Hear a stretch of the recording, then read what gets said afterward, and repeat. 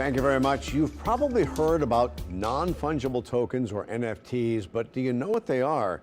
They've become a fairly big business now, but the new tech investment opportunity, as we mentioned, is something that a lot of people don't really understand.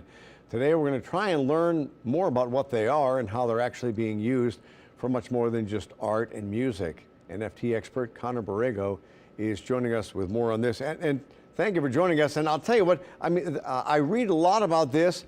I still don't get it. Hey, Eric. Thank you so much for having me on this morning. I'm super excited to be here and explain non-fungible tokens, which is what NFTs stand for.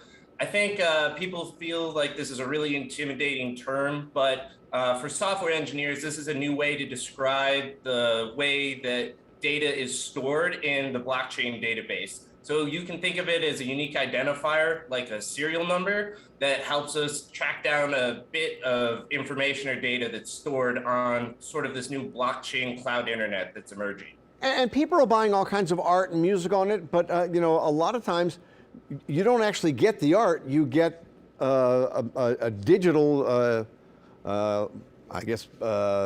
deed to it or whatever.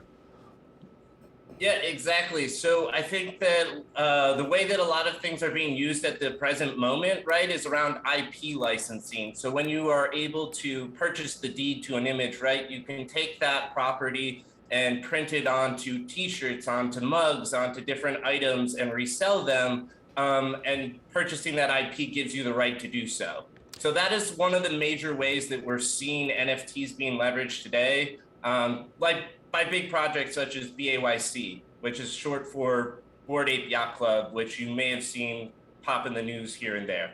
And one of the criticisms is about the copyright for enforceability, that it really is hard to enforce copyright. Yeah, so I think from a technology standpoint, right, NFTs don't necessarily solve the enforceability conflict necessarily. But when it comes to intellectual property, you start to acquire rights the moment you start using that publicly. And with a blockchain, which is basically a publicly accessible database, what we can use the NFT for is to track that date of creation back to its origination.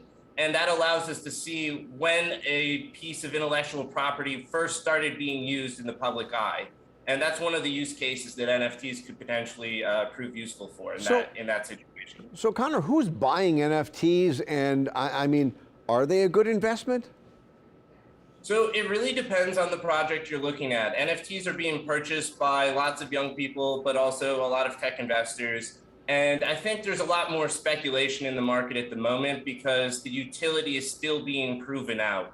But one of the major things that I think is super valuable is if you look to Web 2, which is propped up on an economy of buying and selling user data, NFTs provide abilities for us to come in and provide new ways to manage and govern that data that can open up a lot more doors. So I think while NFTs are still very much an early stage technology, we're going to see a lot more from them, in the near future. All right.